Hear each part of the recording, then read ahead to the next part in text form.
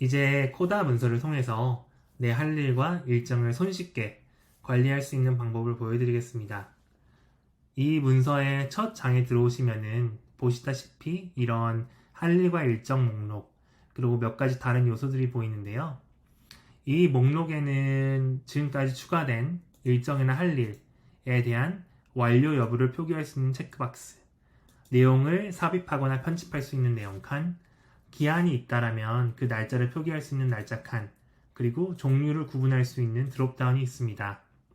새로운 할 일이나 일정이 있을 때 그걸 손쉽게 추가할 수 있게 하고 싶었는데요. 그래서 이런 버튼들을 만들었어요. 할 일 추가 버튼을 누르면 이렇게 팝업이 뜨면서 내용을 삽입할 수가 있고요. 예를 들어서 내일 모레 피자를 픽업하러 가야 된다면은 이렇게 쓸 수가 있고, 할 일이고 날짜를 내일 모레로 이렇게 표기할 수 있고요. 방금 추가한 할 일은 이 목록에 이렇게 추가가 됐습니다. 이 아이템이 이 목록의 제일 위나 제일 하단으로 추가가 되지 않은 이유는 지금 이 테이블이 날짜로 정렬되어 있기 때문이에요. 이 정렬 기준은 손쉽게 수정이 가능하고 아니면 정렬 자체를 없애버릴 수도 있습니다. 방금과 유사하게 이렇게 일정도 추가를 할 수 있고요. 내용이 있고요. 11월 초에 친구 생일이 있다고 하면 이렇게 생일을 해놓고 일정이죠. 날짜는 이때라고 할게요. 그럼 아까랑 유사하게 날짜 기준으로 이렇게 목록에 추가가 되고, 하나 다른 점은 할 일이라고 표기가 안 되고 일정이라고 표기가 됩니다.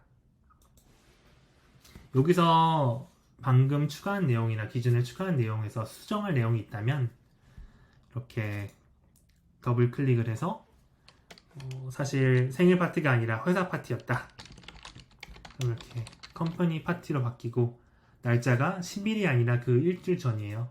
그럼 이걸 클릭해서 바꿀 수가 있고, 이렇게 일정이나 할 일이 아니라 뭐 회사 일만 따로 구분하고 싶다. 그럼 이렇게 새로운 카테고리를 만들어서 이렇게 표기를 할 수도 있습니다. 일단 일정을 다시 바꿔줄게요.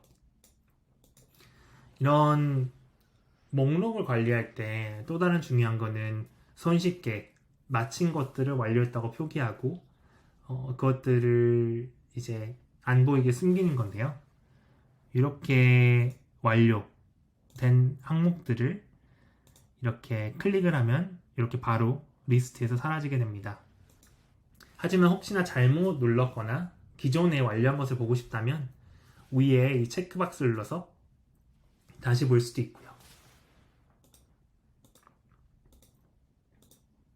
이런 할 일과 일정 관리에서 또 다르게 유용한 기능은 이런 목록들을 달력 모습으로 보는 건데요. 코다에서 되게 편리한 기능 중 하나는 이런 테이블과 목록을 달력으로 바로 볼 수가 있다는 겁니다. 그래서 밑에 달력으로 보기 섹션이 있는데요.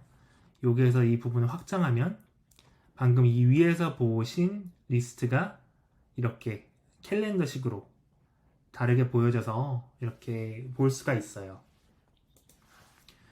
또 코다의 편리한 점 중 하나는 같은 데이터가 이런 다양한 표기 방식이 있어도 바로바로 동기화가 되고 싱크가 되어 있다는 건데요. 예를 들어서 여기 할로윈 파티 같은 경우 10월 29일이라고 달력에 표기가 되어 있고, 여기 리스트에서도 10월 29일이라고 표기가 되어 있는데, 이것을 여기서 바꾼다. 이렇게 드래그 앤 드랍을 해서 29일에 있던 것을 30일로 바꿨다고 했을 때 달력에서도 30일이라고 표기가 됐고, 위에서 동기화 되어 있는 테이블에도 이렇게 30일로 자동 업데이트가 됩니다. 이렇게 일단 간단한 템플릿으로 이 할 일과 일정을 관리를 할 수가 있고요.